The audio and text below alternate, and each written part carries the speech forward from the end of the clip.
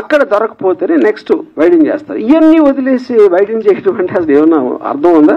అది ఎవరు అర్థం? పోలీసులు కంప్లీట్ వాళ్ళు చెప్పలేదు మేము చేస్తున్నాం అని. స్క్రీన్ ప్లే మొత్తం స్క్రీన్ ప్లే, దర్శకత్వం, పాటలు, మాటలు, బ్యాక్గ్రౌండ్ మ్యూజిక్ అంతా చేసింది మీడియా. అప్పుడు దీంట్లో లార్జర్ పాయింట్ ఏంటంటే, నా కేసు ఒకసారి పక్కన పెడితే నేను ఒక చిన్న ఎగ్జాంపుల్ ఇస్తాను.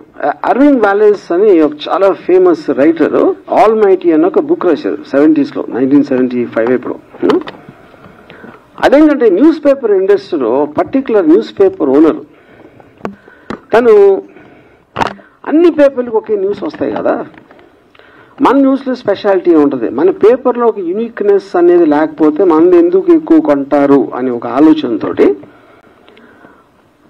మన దగ్గరే ఉండాలి ఆ న్యూస్. అప్పుడు ఎలా అవుతాయి? మన దగ్గరే మనమే సృష్టించాలి అని ఇన్సిడెంట్లు క్రియేట్ చేసి ఆ ఒక్క పేపర్లోనే ఇన్సిడెంట్లు వచ్చాయి. ఇన్సిడెంట్ క్రియేట్ చేసింది కూడా ఇతనే. అది దీన్ని బేస్ చేసి అంతిమ తీర్పు అలాంటి కొన్ని సినిమాలు కూడా వచ్చినాయి ఆ టైంలో ఆల్ మైటీ బుక్ బేస్ చేసి. కానీ ఇప్పుడు ఒక ఎక్స్ట్రాడినరీ అడ్వాన్స్మెంట్ ఏమైపోయిందంటే న్యూస్ సృష్టించగల ఉన్న న్యూస్ని మీరు వేరేగా చూపించాలి. అది మనం ఇప్పుడు డెవలప్మెంట్ అయ్యింది అది. సో దానికి ఎగ్జాంపుల్ ఇందాక ఇచ్చాను అది. ఇప్పుడు కమింగ్ టు ద కేస్, ఇప్పుడు ఇది నా ఒక్కడిదే కాకుండా ఐ ఫీల్ ఇప్పుడు లా అనేది ఎప్పుడో సంవత్సరాల క్రితం ఎప్పుడు చేస్తారు.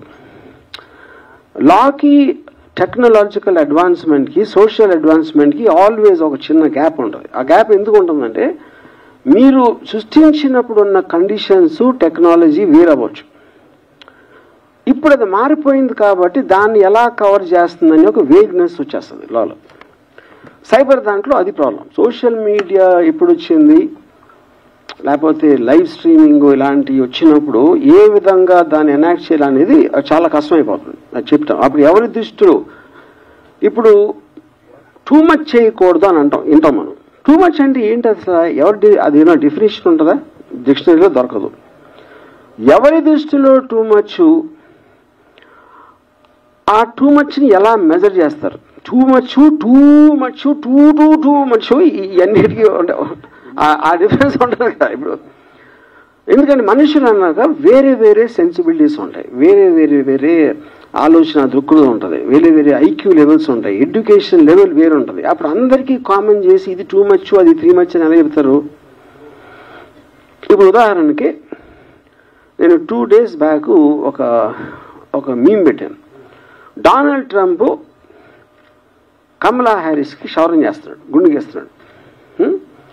అది నాకేమనిపించింది, నాకు వచ్చినప్పుడు ఆర్టిఫిషియల్ ఇంటెలిజెన్స్ జనరేటెడ్ ఇది ఎంత ఘోరంగా ఓడగొట్టాడు ఎలక్షన్లో అనేది దానికి ఒక ఆర్టిస్టిక్, ఒక కామికల్ క్యారికేచరిస్ ఎక్స్ప్రెషన్.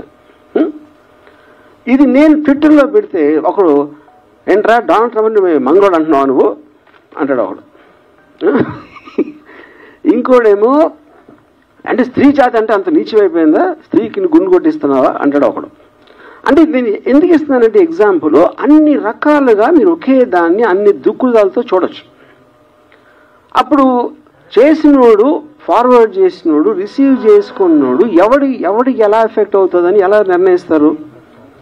అప్పుడేంటి కార్టూన్ మీరు నవ్వించడానికి పెట్టారా ఏదో? అంటే ఇప్పుడు సోషల్ మీడియాకి మెయిన్ స్ట్రీమ్ మీడియాకి కొన్ని డిఫరెన్స్ ఏంటి? సోషల్ మీడియాలో ఎవడెవడో చేస్తూ ఉంటారు. అప్పటికప్పుడు మూడు వచ్చింది, ఆడు తాగేసి ఉండొచ్చు, లేకపోతే ఆడు ఆ టైంలో ఆడికి అర్థం అవ్వకుండా అవ్వచ్చు, ఇంకేం పని లేదు కాబట్టి ఏదో చేయటానికి పెట్టాడు. ఇలాంటి రకరకాలు ఉంటాయి. It is not possible to దాన్ని రెగ్యులేట్ చేయటం అనేది. ఎందుకు పాసిబుల్ కాదంటే వేలల్లో ఉంటాయి. కానీ డేంజరస్ ఏంటంటే సోషల్ మీడియా కన్నా ఎక్కువ మెయిన్ స్ట్రీమ్ మీడియా. ఎందుకంటే మెయిన్ స్ట్రీమ్ మీడియాకి ఒక పేరు ఉంటుంది, ఒక రిజిస్టర్డ్ కంపెనీ ఉంటుంది. అప్పుడేంటి ఇలా మంచి అంతా ఒక చిన్న బిల్డప్ ఇచ్చి వాళ్ళకి ఒక ఆఫీసు, స్టాఫ్, యూనిట్ అందరూ ఉంటారు కాబట్టి ఎంతో కొంత సీరియస్గా తీసుకోవాలి అనే ఒక సైకలాజికల్ ఫీలింగ్ ఉంటుంది సోషల్ మీడియాలో వచ్చిన పోస్ట్కి, మెయిన్ స్ట్రీమ్లోకి వచ్చిన న్యూస్కి. కానీ ఇప్పుడు ఏమవుతుందంటే, ఇప్పుడు మెయిన్ స్ట్రీమ్ మీడియాకి లెక్చర్ ఇచ్చే ఉద్దేశం నాది కాదు, but I'm just trying to point out that point. అప్పుడు నేను నాకు లాలో ఉన్న ప్రొవిజన్స్